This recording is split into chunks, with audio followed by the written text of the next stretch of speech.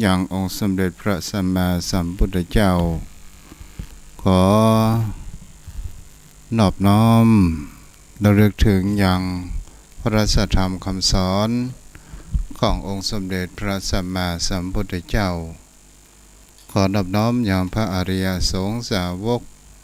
ขององค์สมเด็จพระสัมมาสัมพุทธเจ้าอันรวมเป็นพระรัตนตรัยอันเป็นที่สักการะบูชาของเทวดาและมนุษย์ทั้งหลายและขอถวายความเคารพนอบน้อมไว้สามาอย่างครูบาอาจารย์พระเถระเจ้าพระภิกษุสงฆ์สามเณรผู้รับฟังอยู่และขอเจริญพรมาอย่างพ่อออกแม่ออกศรัทธาโยมพ่อโยมแม่พ่อหมอนแม่หมอนพ่ออุ้ยแม่อุ้ยท่านผู้ฟังผู้มีบุญทุกท่านที่ติดตามรับฟังธรรมะยามเย็นทางสถานีวิทยุขึ้นพระพุทธศาสนา 104.5 เมกะเฮิรตซ์เพื่อการศึกษาและวัฒนธรรมของจังหวัดเชียงใหม่ของเฮาในตนตัวอาตมาพระครูไพศาลสุตกรเจ้าอาวาสวัดทุ่งพระเกศตำบลหนองหานอำเภอสันทรายจังหวัดเชียงใหม่ในนามคณะสงฆ์จังหวัดเชียงใหม่และในนามคณะสงฆ์อำเภอสันทรายทางด้านการเผยแผ่ธรรมะสู่ประชาชนธรรมะยามเย็นมาเป็นกู้คิด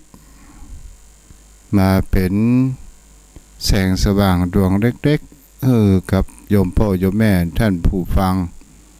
สุสังระปะเตปัญญังการฟังที่ดีย่อมได้ปัญญาวันนี้เราก็มาอยู่กับกันต่อจากสามเณรลักษณ์อยู่โดยกันไปจนถึง6 โมงโดยประมาณก็คือประมาณ 17:55 นาทีหรือว่า5 โมงเมื่อแรงสถานญาติโยมวันนี้จะเป็นวันที่29หรือว่า29 มกราคมพุทธศักราช 2564 วันเวลาผ่านไปไวเหมือนโกหกปะตันอายังก็จะหมดเดือนแรกไปแห่งวันหนึ่งซึ่งเป็นสิ่งที่เราบ่สามารถจะกำหนดกฎเกณฑ์สิ่งเหล่านี้ว่าห้ามผ่านห้ามเลยมันก็บ่สามารถที่จะกำหนดไปได้แม้กระทั่งชีวิตของคนเราก็ตามเราก็บ่สามารถที่จะกำหนดกฎเกณฑ์ว่าเราห้ามเฒ่าห้ามแก่ห้ามเจ็บห้ามเป็นห้ามตายบ่มีภัยสักคนศรัทธาญาติโยมทั้งหลายที่จะร่วงพ้นแห่งคำว่าการละเวลาจะร่วงพ้นแห่งคำว่าวัยวันนี้เราก็มาอยู่กับกันในหัวข้อธรรมที่ทุกเจ้าได้ค้นคว้ามาอุจจากับโยมพ่อโยมแม่ได้รับฟังกันซึ่งอยู่ในพระสูตรในหนังสือพุทธอุทานวันนี้จะเสนอเรื่องคำว่าทุกข์มาในรูปแห่งความสุขหรือว่าทุกข์มาในรูปแห่งสุขเป็นเรื่องของสุปวาสาสูตรในพระไตรปิฎกศรัทธาญาติโยมทั้งหลายครั้งหนึ่งนั้นพระพุทธเจ้าประทับอยู่ที่กุติยาวันหรือว่าใกล้นครกุติยาของพวกชาวโกริยะครั้งนั้นและก็มีพระนางสุปวาสาโกริยธิดาซึ่งทรงพระครรภ์อยู่เป็นพระครรภ์ที่เราจะหันได้ว่าจะมีความทรมาน อยู่ตึง7 ปีและ7 วันและปวดพระคันอยู่มากด้วยความได้รับความทุกข์ทรมานศรัทธาญาติโยมทั้งหลายเมื่อเหตุการณ์เหล่านี้มันเกิดขึ้นในชีวิตของพระนางแล้วก็จะหันได้ว่าพระทัยถือว่าจิตใจของพระนางนั้นมันก็จะต้องมีความทรมานจะเกิดก็บ่เกิดจะอย่างใดก็ยังบ่มีอย่างสักอย่างแต่พระนางนั้นเคยได้ฟังธรรมขององค์สมเด็จพระสัมมาสัมพุทธเจ้าเคยตั้งอยู่ในโสดาบันแต่พระนางนั้นก็ได้มีความคุ้นคิดอยู่3 อย่างก็คือคิดถึงคุณของพระพุทธเจ้าคุณของพระนิพพานคุณของพระสงฆ์ถ้าหาอู้จาสมัยประเดียวก็ว่าคนที่ใกล้จะถึงแก่กรรมว่านึกถึงพุทโธเด้อ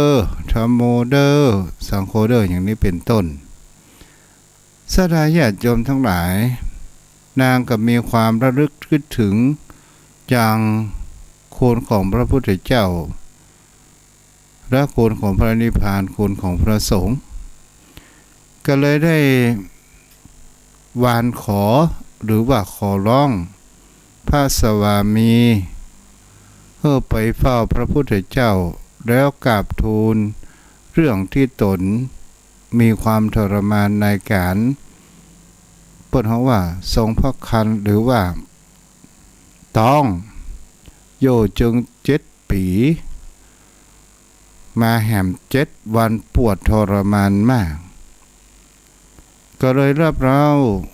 พระสวามีได้ไปถวายบังคมอย่างพระผู้ภาคอย่างพระผู้มีพระภาคเจ้าหรือพระพุทธเจ้าพระสวามีนั้นก็ได้ไปทูลกับองค์สมเด็จพระสัมมาสัมพุทธเจ้าในทำนองที่ว่าเหมือนกับว่าลาก่อนตายศรัทธาญาติโยมทั้งหลายแล้วก็พระสวามีนั้นก็ได้ฟูลทูลพระผู้มีพระภาคเจ้าอย่างนี้และพระพุทธเจ้านั้นตรัสว่า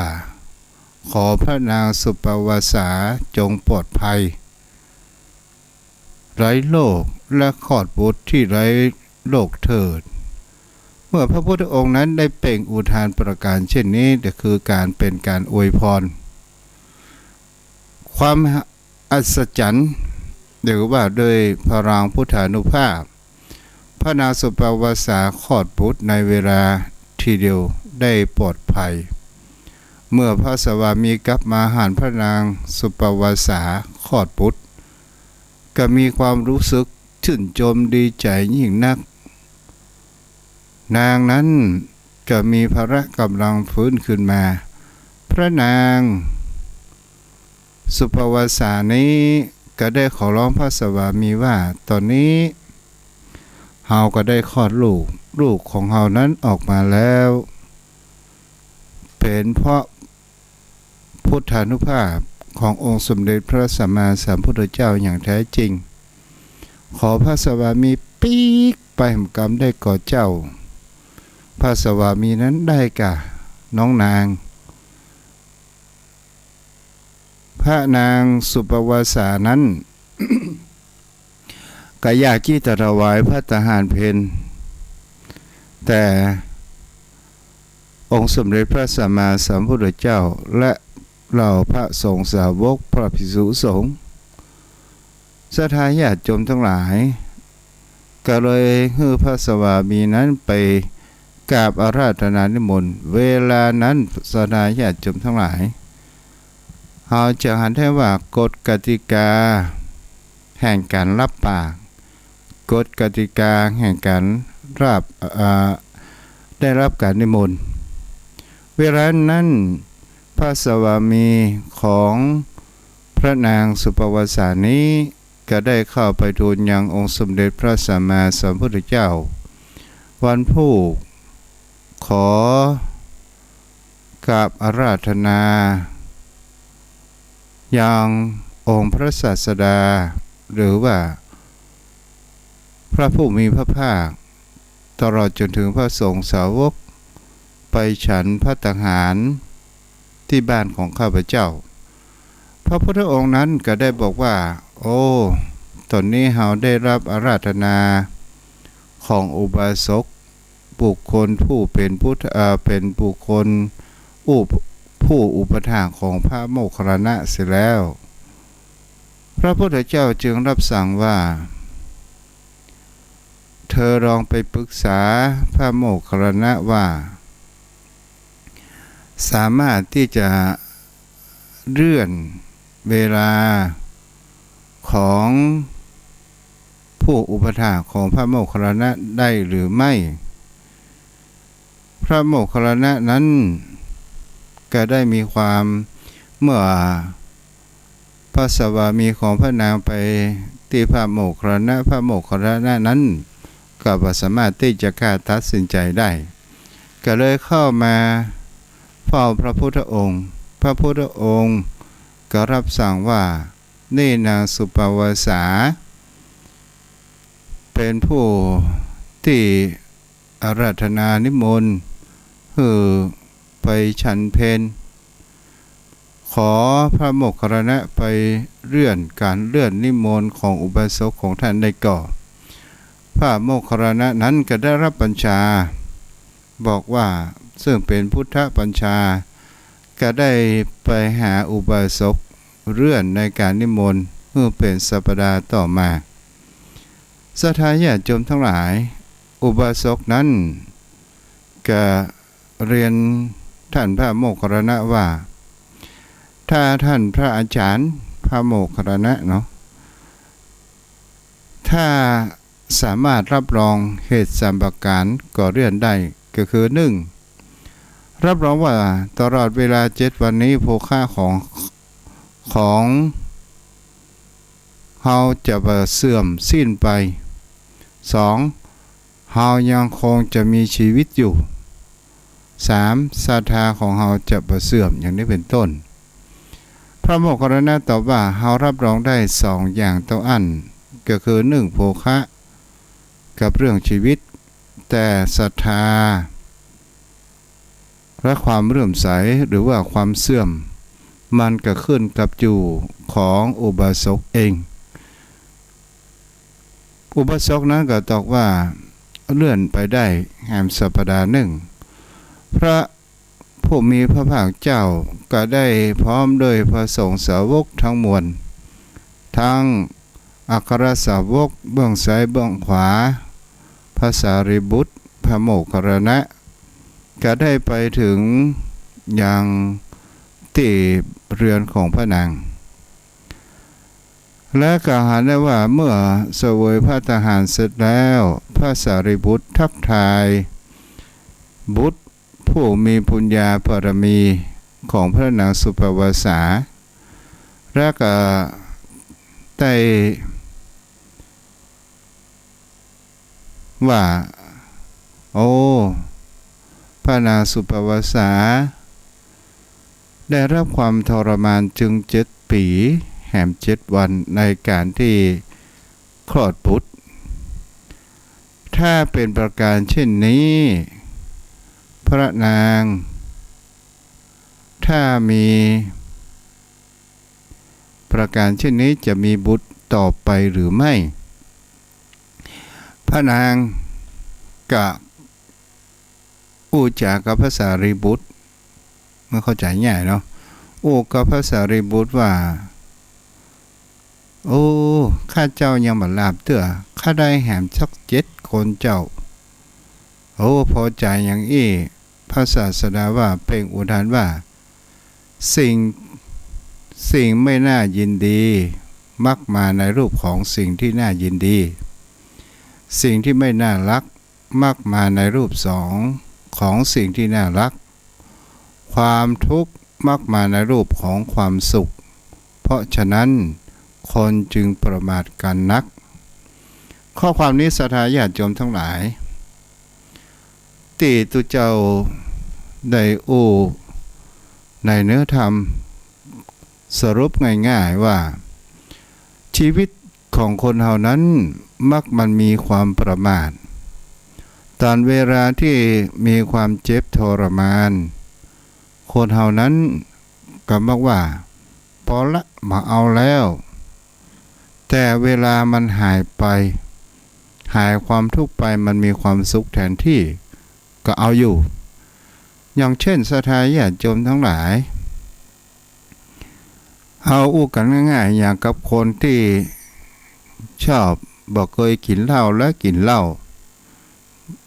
จะหาได้ว่าเมาขำเจ็บหัวต่างๆนานาเกิดขึ้นแล้วเขาก็บางคราวเขาก็ถามว่าโอ้เป็นยังไงพ่องเขาเจ็บหัวขนาดหมองวนบางงานโอ้หลับพอเวลาผ่านไปสัก2-3เทื่อสัก2-3วันปิ๊กมากินเหมือนเดิมตลอดจนถึงการเสี่ยงโชคซื้อหวยก็เช่นเดียวกันเวลาเฮาบ่ถูกเขาว่าโอ้พอละเสี่ยงนักเสี่ยงหนาเสี่ยงนักขนาดพอเวลาหัวตบไปใจอีกคลิกปัดแต่งก็ยังเสือน้อยอย่างนี้เป็นต้นนี่แหละเป็นสิ่งที่คนเฮานั้นจะหันกันได้ว่าบางคราวเนี่ยสิ่งที่คนเฮานั้นสิ่งที่มันมาน่ายินดีมาในรูปของหน้าเขาว่าน่ายินดีสิ่งที่มันมาน่าฮักมักมาในรูปของสิ่งน่าฮักอย่างเช่นศรัทธาญาติโยมทั้งหลายเฮามีสัตว์เลี้ยงสุนัขแมวหรือต่างๆนานาทั้งหลายเฮาจะเห็นได้ว่าตอนแรกจะเป็นสุนัขหรือแมวก็ตามหรือสัตว์เลี้ยงอื่นๆมันมาในรูปน่าฮักน่าจังหรือตลอดจนถึงลูกของเฮาเองเมื่อน้อยๆนั้นมันมีความน่าฮักน่าจังน่าเอ็นดูไปต่างๆนานา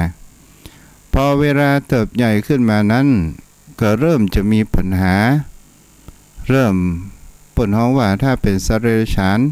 ก็มามีความเชื่องมามีความจิตมันสำนึกอย่างนี้เป็นต้นบางคราวคนเฮาเบื่อหน่ายพอเวลามาเป็นขี้เหือนก็เอาไปปล่อยวัดเดี๋ยวเวลาแมวหมาเป็นตัวแม่เอาไปปล่อยวัดเถียอย่างนี้เป็นต้นนี่แหละศรัทธาญาติโยมเป็นสิ่งที่คนเฮานั้นสิ่งที่เฮาจะหันกันได้ว่าตอนแรกๆมันน่าฮักถ้าเป็นมนุษย์คนเฮาจะหันได้ว่าลูกหลานของเฮาเลี้ยงเหมือนน้อยๆมาเฮาก็จะหันได้ว่าเราอ่อนนั้นมันมีความน่าฮักน่าเอ็นดูเฮาหยิบแก้มยิกอันอย่างไปและเฮาก็เอาอกเอาใจให้ดีเฮาก็มีกู้เล่นกิ๊กบะอย่างนี้เป็นต้นศรัทธาญาติโยมทั้งหลายพอเวลาวันผ่านไปเขามีความรู้เดียงสาบางครั้งบางคราวเขาก็มีความถกเถียงพ่อแม่บางครั้งบางคนก็มีความดูถูกพ่อแม่ว่ามันมีความหูจักอันหยังแต่เราจะหาได้ว่าบางครั้งบางคราวก็ทำเพื่อเป็นหน้าจังหน้าเกียดชังเถียงไปอย่างนี้เป็นต้นนี่แหละศรัทธาญาติโยมเป็นสิ่งที่คนเรานั้นบางครั้งบางคราวเราจะหาได้ว่าสิ่งที่มันน่าฮักมันก็มักมาสิ่งที่มันน่าฮักมาในรูปแบบน่าฮักหรือสามีภรรยาเช่นเดียวกันศรัทธาญาติโยมพ่อโยมแม่เฮาก็ลองสังเกตดูที่เฮาตกลงปลงใจแต่งงานกันเฮาหันกันได้ลักษณะใดถึงเฮาจะมีการแต่งงานถ้าสมัยโยมพ่อโยมแม่นั้นก็คงจะเป็นคำว่าคมผงชนหรือว่าผู้รักผู้ใหญ่เอาเฮาก็เอาเพราะว่าคนสมัยตะก่อนบ่เหลือกำพ่อกับแม่ถ้าเป็นคนในยุคนี้สมัยนี้ถ้าเป็นคนงามจะเลือกมาอันดับแรก บ่พอลงลึกไปถึงอุปนิสัยหรือว่าสันดานแต่ก็เป็นสิ่งที่คนเฮานั้นบางเขาบางคราวมันงามภายนอกแต่จิตใจมางามมันก็ได้รับความทุกข์ทรมานเกิดขึ้นในภายหลังของบุคคลที่เป็นคู่สามีภรรยาบางครั้งบางคราวศรัทธาญาติโยมเฮาจะหันได้ว่าพอใจหล่อๆถึงเจนเฮาจะอู้จะจ๋าจะฮักจะชอบแต่บางครั้งบางคราวคนที่รูปร่างหน้าตาดีถึงเฮาจะรักจะหลงอย่างใดก็ตามแต่อุปนิสัยเฮาบ่ฮู้ถ้าว่าเฮาอยู่กับกันแต่งงานกันเกิดเขาวันหลังมาเมาเหล้ามาพิษเถียงมาข่มเหงบุบตีในบ้านในจองและเฮาก็จะหันกันได้ว่ามันก็มีความทุกข์ทรมานเฮ้ยนักเมียเว้ยอย่างนี้เป็นต้นนี่แหละศรัทธาญาติโยมทั้งหลาย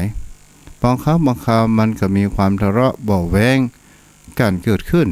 เพราะอย่างเล่าเพราะคนเฮานั้นตัดสินกันที่รูปร่าง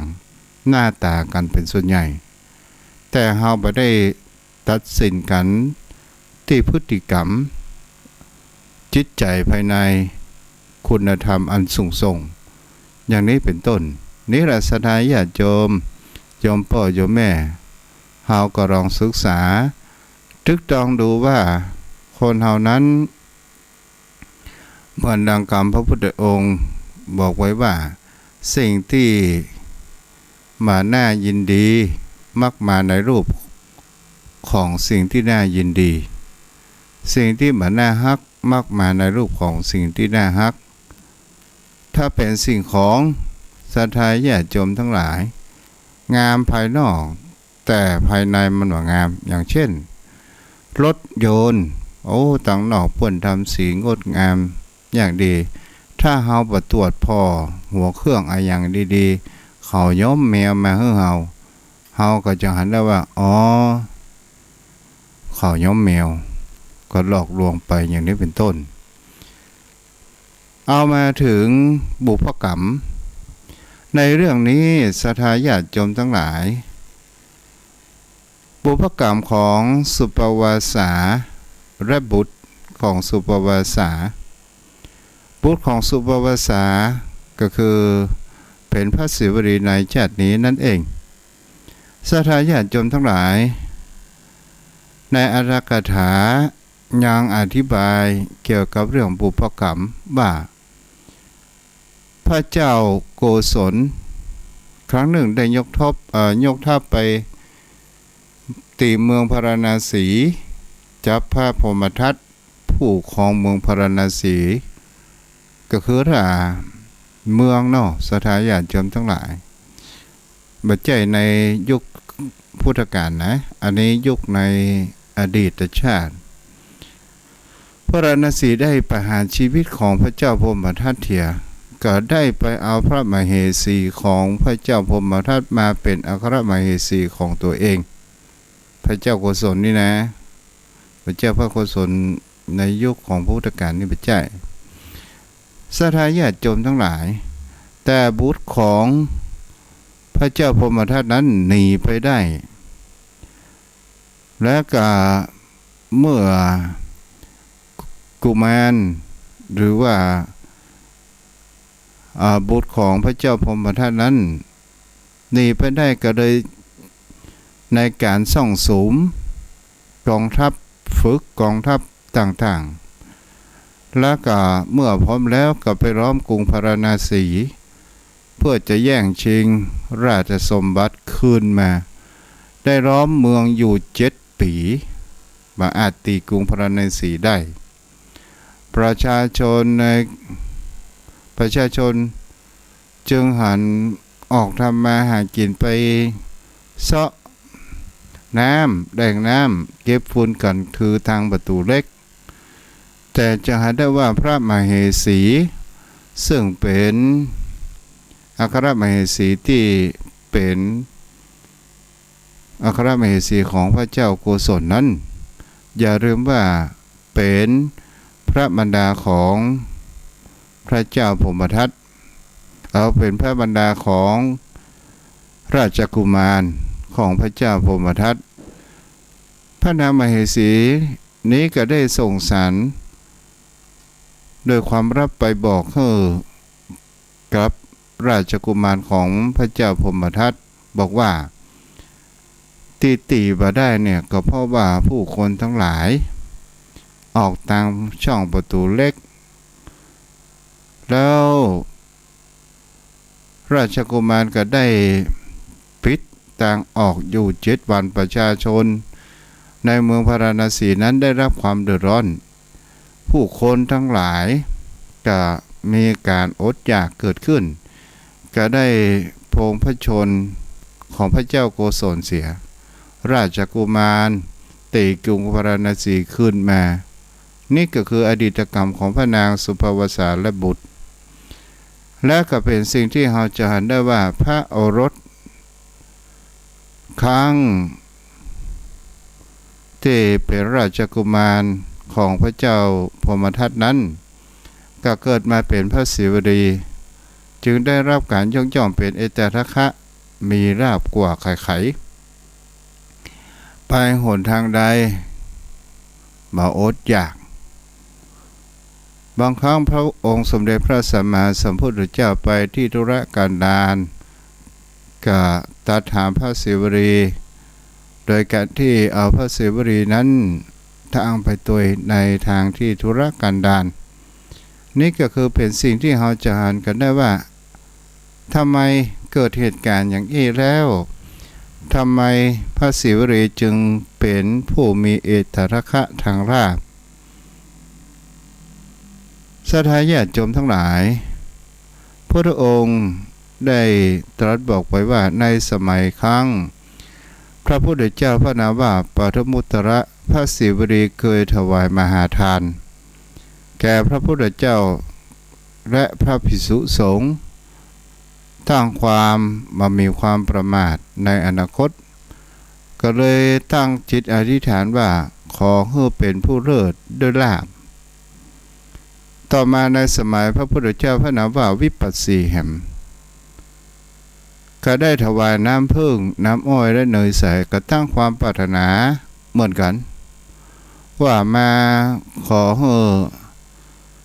เกิดมาพบใดชาติใดให้พบพระยังองค์สมเด็จพระสัมมาสัมพุทธเจ้าในองค์ต่อไป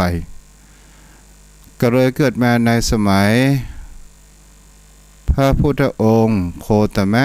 หรือว่าพระสัมมาสัมพุทธเจ้าองค์ปัจจุบันจึงเป็นผู้เลิศด้วยลาภพระพุทธเจ้าตั้งไว้ในเอตทัคคะทางมีลาภที่เขาหันว่าคาถาศิวลีที่เขาว่าศิวลีอิเมปัญจมหาเทราติลกามะมะในการค้าในการขายอย่างนี้เป็นต้นผู้ใดบูชาอย่างพระศิวลีก็มีสิ่งดีๆเข้ามาอย่างนี้เป็นต้นในรัศทายญาติโยมทั้งหลายจะหาได้ว่ามันมีทั้งกรรมดีและกรรมชั่วที่จะส่งผลผู้กระทำอยู่ตลอดสังสารวัฏหรือว่าวัฏสงสารแต่เกิดในบนโลกใบนี้ชีวิตมนุษย์เป็นสนามทดลองแรงกรรมว่าใครเคยได้ทำมาอย่างไว้พ่องในศรัทธาญาติโยมก็ลองคิดพิจารณากันว่าสิ่งที่คนเรานั้นบางครั้งบางคราวบุพกรรมของคนเรามานั้นกับอาดีแต่สิ่งที่คนเราควรจะศึกษาบางครั้งบางคราวสิ่งที่เขาว่ามันมีคุณมากกว่ามีโทษเราจะหันข่าวอย่างกับเครื่องบดเนื้อบางครั้งบางคราวคนเราจะหันได้ว่ามันมีความสะดวกสบายบางคนถ้ามีความประมาทก็เลยโดนเครื่องบดมืออย่างไปตัวอย่างนี้เป็นต้นบางครั้งบางคราว รูปที่น่าฮักปนว่าสิ่งที่มันน่าฮักสิ่งที่มันน่าฮักมาในรูปร่างของคนน่าฮักอย่างนี้เป็นต้น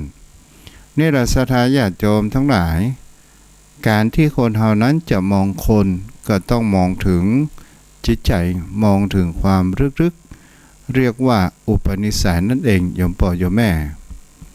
เอาละโยมพ่อโยมแม่วันนี้ตัวเจ้าก็จบไปในเรื่องของธรรมะต่อไปเป็นเรื่องเล่าเรื่องนิทานโยมพ่อโยมแม่วันนี้มีเรื่องเล่านิทานว่าอย่างก็ตามว่าจะเป็นธรรมะก็ได้เนาะคนเฮาว่าฮื้อคนอื่นเนี่ยเฮาจีเปิ้น1 นิ้วเข้าตัวเฮา3 นิ้วก็ฮื้อระมัดระวังกรรมเหล่านั้นมันจะสะท้อนย้อนกลับมาหาตัวของเฮานั่นเองมีครอบครัวหนึ่งศรัทธาญาติโยมทั้งหลายโยมพ่อโยมแม่ครอบครัวนั้นก็จะเห็นได้ว่าเป็นครอบครัวที่มีความอบอุ่นทั้งสามีภรรยา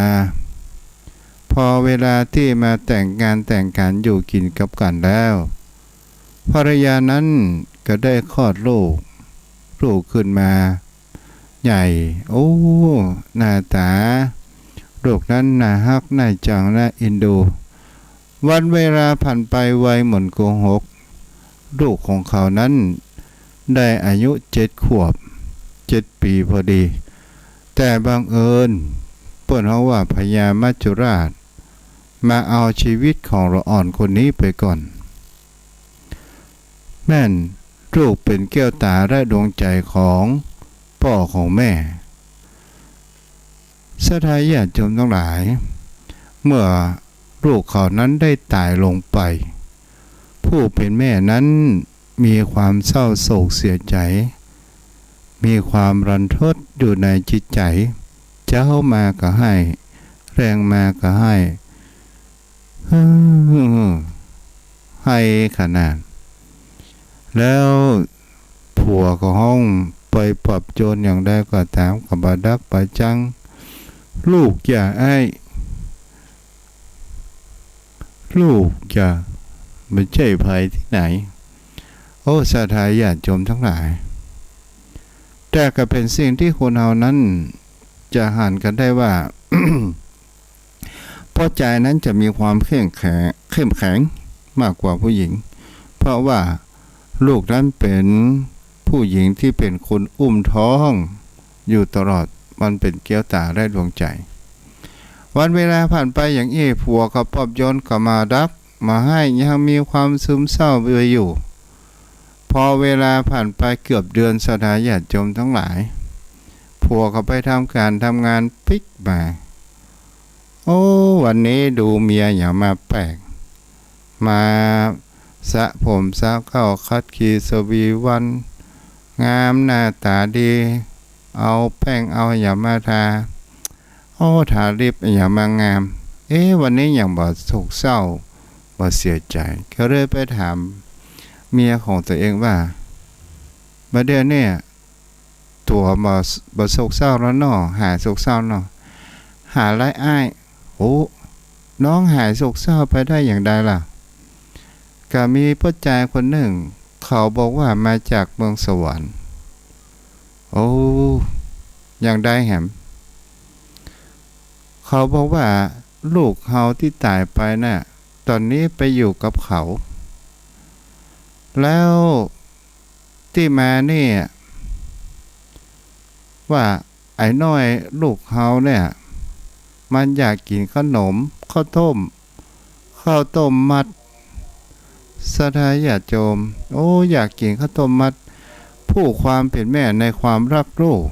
ก็มีความนึกฝันว่าลูกไปอยู่กับเปิ้นตอนนี้ลูกมาบ้านฮื้อโคนมาบอกว่าลูกไปอยู่กับเขาซึ่งเป็นเทวดาอย่างได้เป็นต้นเมืองสวรรค์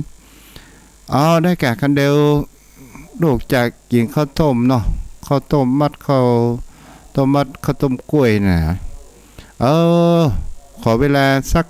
2 ชั่วโมงเด้อกลับไปเนี่ยกล้วย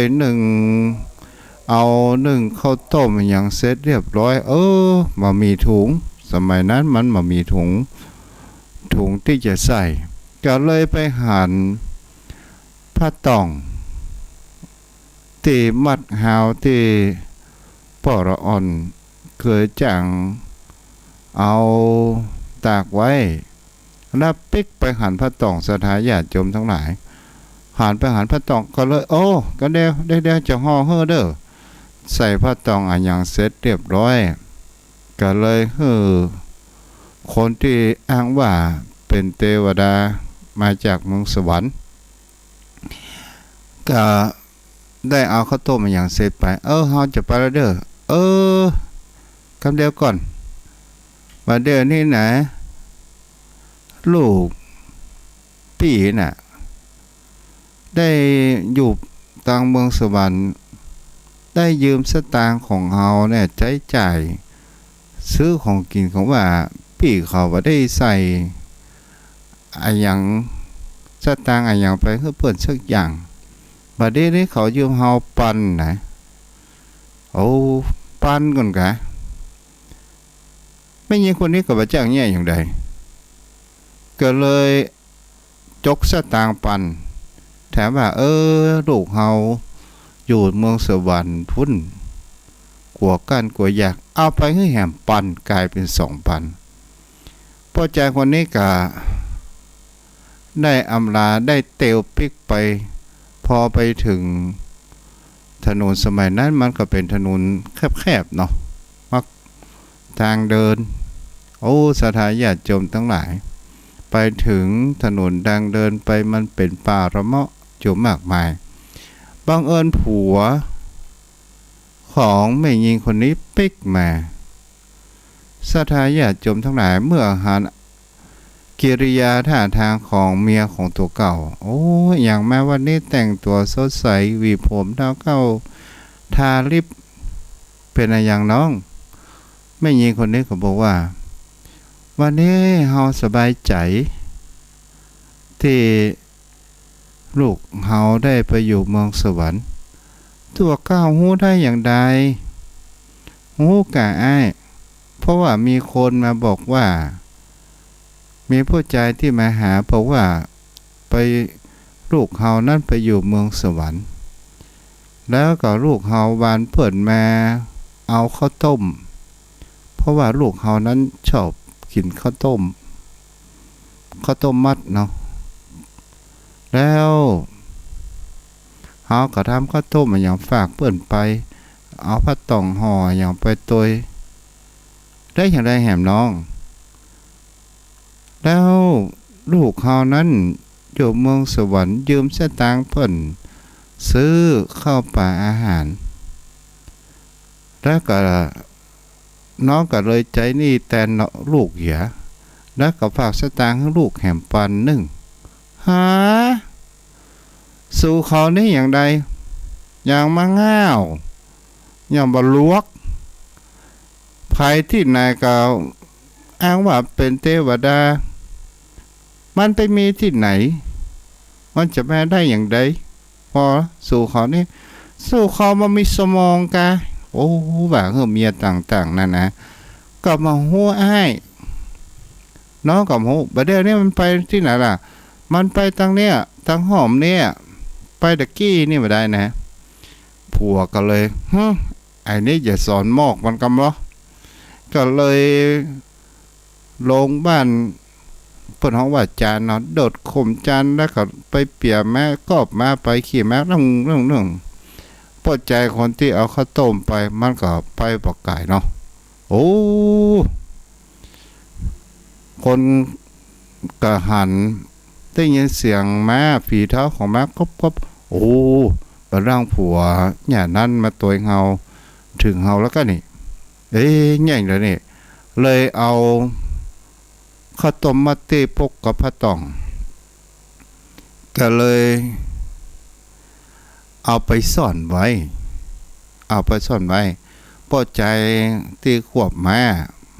ก็ขี่มากรบกรบกรบกรบมาถามไอ้น้อง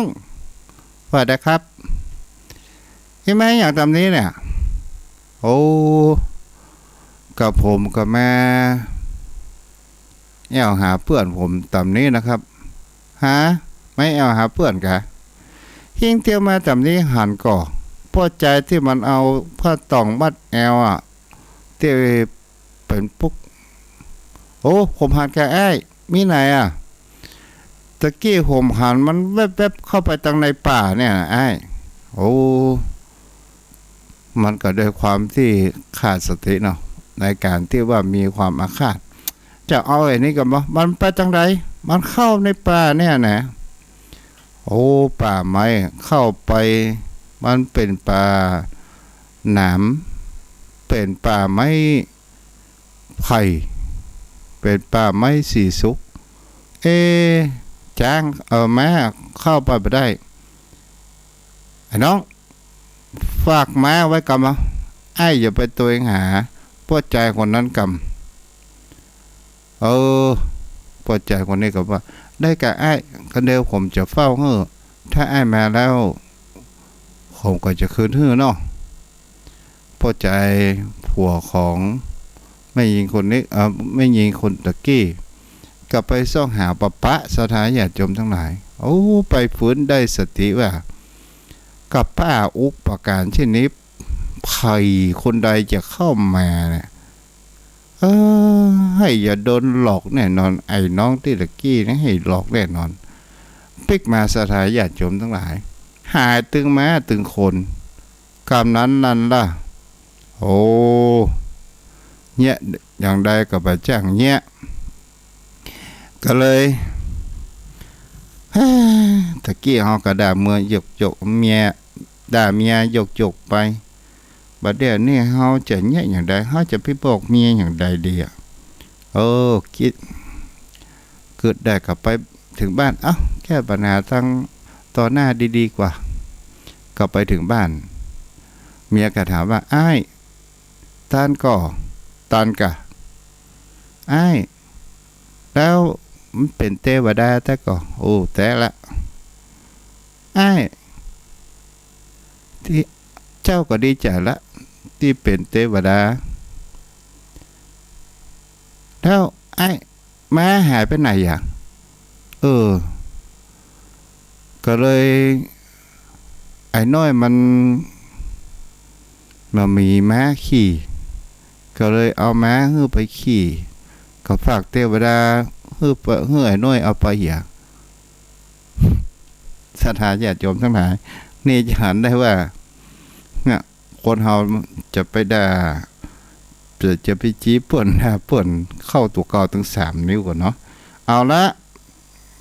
วันนี้พอแค่นี้ก่อนเนาะโทรศัพท์เข้ามาได้0631639950สามารถโทรเข้ามาได้ไปถึงประมาณ 5:55 นาทีเนาะ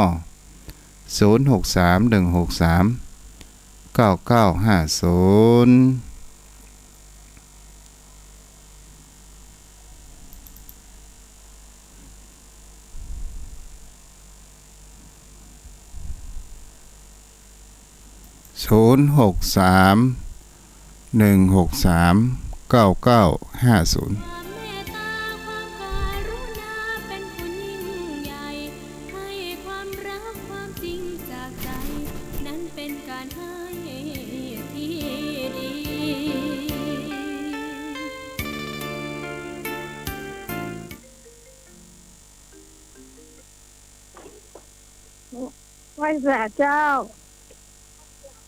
วันนี้ได้ยินทีเลยเจ้าแล้วมีคนมาอู้ตัวเองวะเจ้าแล้วร้านอยู่สวนเลยเนาะอยู่สวนบุญน้อมแม่นอเจ้าแล้วก็เนี่ยมาเดียวว่าแก้ด่าไผ่ละเข้าละเฮ้ยตัวระวังแน่ว่าเขาเปิ่นจี้เปิ่นนิ้วเดียวเข้าตัวถึง3 นิ้วก่อนน่ะเมื่อมาบอกแก้ แก้ว่าภัยวันเดียว เจ้าบุญรักษาได้แม่เด้อ เจ้าไว้จัดเจ้า อ้าวโทรเข้ามาได้เนาะ063 163 9950วันนี้อากาศมีเมฆฟ้าครึ้มเนาะจะปิกแม่นาบ่กล้าสถานยมพ่อยมแม่อันนี้เฮาก็บ่ฮู้เนาะตามธรรมชาติเป็นสิ่งที่เฮากำหนดกฎเกณฑ์มาได้เนาะโทรเข้ามาได้เด้อ063 163 9950เจริญพร นมัสการเจ้า ว่าจะได้พ่อแม่ อันฟังแล้ววันดีแต่ว่าเปิ้นเหงาตัวก็เหงาเหมือนกันเนาะ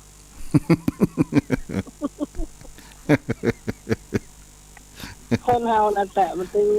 ว่าให้ก็เปิ้นบ่พอตัวเนาะ แม่น่ะกะเจ้าแม่เนาะเจ้า เจ้าฟังทุกวันนะเจ้า เจ้าบุญรักษาได้แม่เด้อ เจ้านมัสการเจ้า เจ้าฟังใครเครียดไปตัวเนาะฟังใครเครียดไปตัวได้สอดแทรกธรรมะไปตัวเนาะโทรเข้ามาได้เด้อ063 163 9950ทางเมืองฝางถ้าเพิ่นเกาะกิ้งก็ลิงก์สัญญาณไปอยู่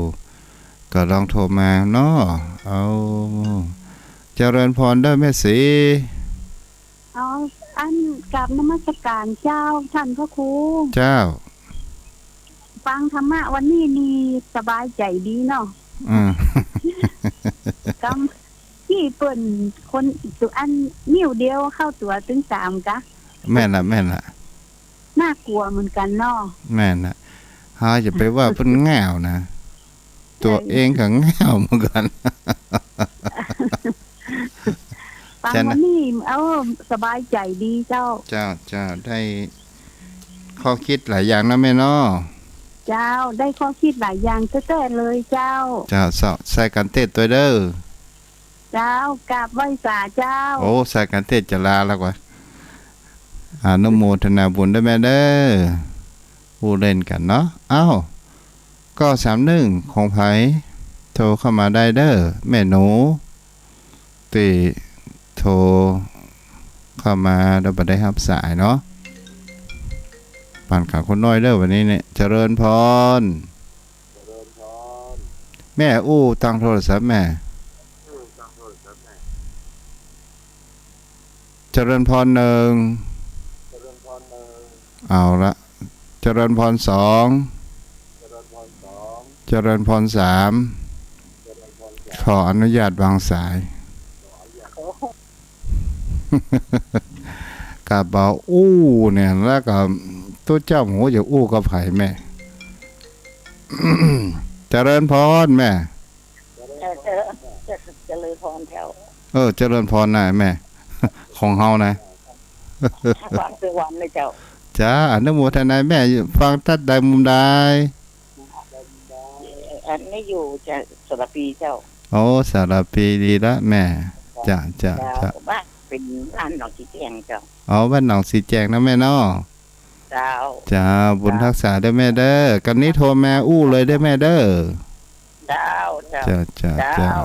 จ้าบุญรักษาเจ้า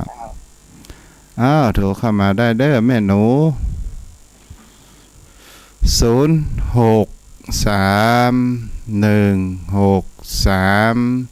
9950ข้าม2นาทีเนาะจะคืนเวลาให้ทางสถานีวิทยุ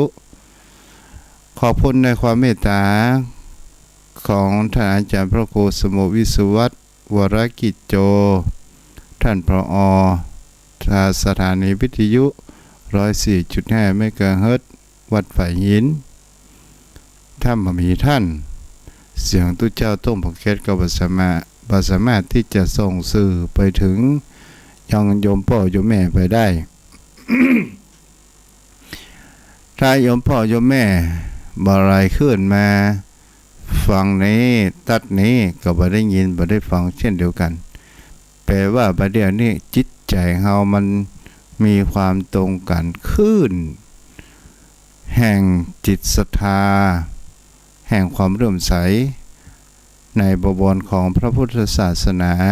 ในหลักคำคำสอนของพระพุทธเจ้าตัวเจ้าก็มีความมุ่งมั่นเพื่อเผยแพร่รักธรรมคำสอนขององค์สมเด็จพระสัมมาสัมพุทธเจ้าให้โยมพ่อโยมแม่ได้เข้าใจมีความลึกซึ้งเข้าใจในรักธรรมของพระพุทธองค์ปัญหาชีวิตคนเฮาทุกสิ่งทุกอย่างเฮาจะไปโทษโชคชะตาเฮาจะต้องไปโทษกรรมเวรแต่คือโทษสิ่งที่ขณะปัจจุบันอย่างก็ว่าปัญหาในเกิดขึ้นในชีวิต